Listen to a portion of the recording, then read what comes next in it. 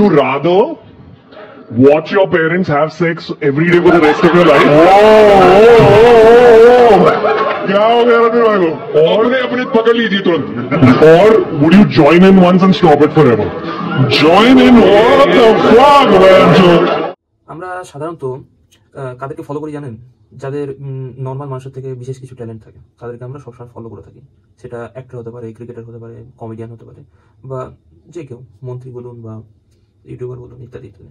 এদেরকে আমরা ফলো করি কারণ এরা আমাদেরকে এন্টারটেন করে. ঠিক আছে, এবার সবার কিছু না কিছু ট্যালেন্ট আছে যে কারণে আমরা তাদের ফলো করি এবং চেষ্টা করি আমরা যেন তাদের মতো হই. কিন্তু সমাজে এমন কিছু কিছু মানুষ থাকে যারা ইউটিউবে তো পাবলিকের মাঝে এমন এমন কিছু করে যেগুলো দেখে সত্যি নিজের প্রতি করবে যে আমি কেন ওই জায়গাতে বসে নি, আমি যদি ওর মতো কিছু করতে পারতাম, একটা নিজের প্রতি এরকম ফিল থাকে. কিন্তু তার মেন্টালিটি কিরকম সেটা কিন্তু আমরা সচক্ষে দেখতে পাই না, সেটা কেউই দেখতে পাই না. আমিও নিজেকে সেটাই মনে করি. তো ইন্ডিয়ান গট লেটেন্টের দেখবেন অনেকদিন ধরে এপিসোডটা চলছে. আমি সাধারণত এপিসোড দেখি না, যেহেতু ওটা একটা comedian show, stand up comedian show, তবুও আমি দেখি না, ওদেরকে ফলো করি না, কারণ আমার সেরকম ভালো লাগে না. Normal YouTube video it's okay, ঠিক আছে, কিন্তু ওই শো আমি কখনো অ্যাটেন্ড করিনি. একটা লাস্ট এপিসোড দেখেছিলাম যেটা আমার আগে ভিডিওতে আছে, প্রিয়াঙ্কা হালদার নামে. তো ওইটাই শুধু একটা দেখেছিলাম যেটা কন্ট্রোভার্সির মধ্যে এসেছিল.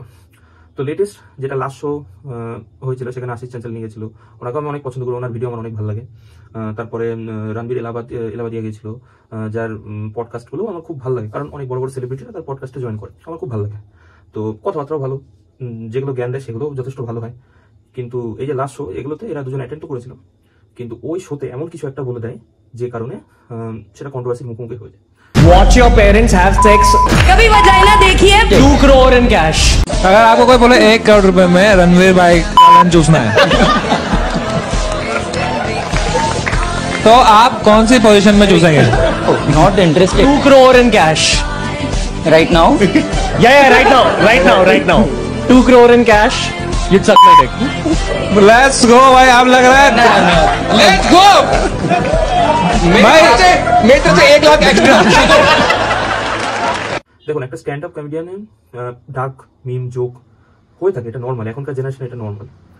আমি যখন মাঠে দৌড়াতে যাই ভোরবেলা, তখনও কিন্তু আমাদের বন্ধুদের মধ্যে অনেক অনেক ডার্ক জোক হয়, জোক মারি, যেগুলো ভালো, ঠিক আছে, মানে এনজয়মেন্টের জন্য ইটস ওকে. কিন্তু এই লিমিট যখন অনেকটা ক্রস হয়ে যায় না, তখন সমস্যা হয়. দেখুন, ডার্ক জোক বা ডার্ক কমেডি যে খুব খারাপ তা না, স্ট্যান্ড আপ কমেডি যে খুব খারাপ তা না, কিন্তু সেগুলো হাসানোর জন্য সেগুলো হাসানোর জন্য হওয়া দরকার, তাই না? কাউকে অপমানিত করে বা ছোট করে তো সেগুলো বলা উচিত না.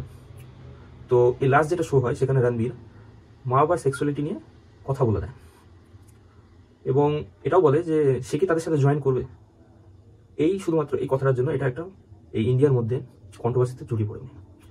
ইতিমধ্যে তাদেরকে হেফাজতে নিয়েছে, কিন্তু হেফাজতে নিলেই বা দেখুন, ওদের টাকা পয়সা আছে, হয়তো ছাড়া পেয়ে যাবেন, কিন্তু এতদিন ধরে মানে ফলোয়ার্স বাড়িয়ে বা নিজের ট্যালেন্ট দেখিয়ে এত কষ্ট করে উঁচুতে উঠে নিচে নামতে কিন্তু 2 সেকেন্ড টাইম লাগলো না, শুধুমাত্র বাক্যটা ইউজ করার জন্য.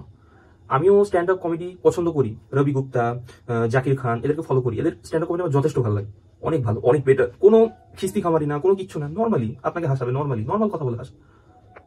তো এখন ওদের ডাউনফল চলছে, আশা করি চলবে, অনেকদিন চলবে.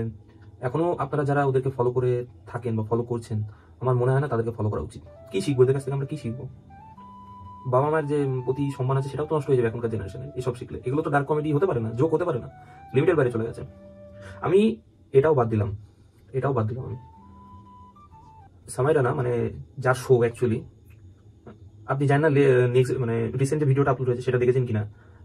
সবাই জানেন ওয়েস্ট বেঙ্গলে যে রানাঘাটের অস্মিকার একটা জন্ম থেকে একটা রোগ আছে যেটা সুস্থ করতে 16 কোটি টাকার একটা ইঞ্জেকশন লাগবে, সবাই জানেন. এই সম্পর্কে সময় রানা কি বলেছে একটু দেখে আসুন, না মাথা এমনি খারাপ হয়ে যাবে. 2 महीने का बच्चा है और उसको कुछ तो क्रेजी हो गया है जिसके इलाज के लिए उसको 16 करोड़ रुपए का इंजेक्शन चाहिए. 2 महीने के बच्चे को 16 करोड़ रुपए का इंजेक्शन चाहिए. 2 महीने का बच्चे को. मैम आप बताओ, ठीक है, अगर आप वो माँ होती और आपके बैंक में 16 करोड़ रुपए आ जाते और 2 महीने का बच्चा होता, एक बार तो अपने पति को देख के बोलती ना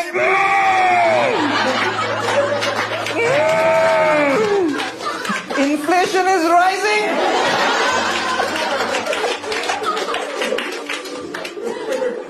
क्योंकि कोई गारंटी नहीं है बच्चा बचेगा और इंजेक्शन के बाद ना मर भी सकता है।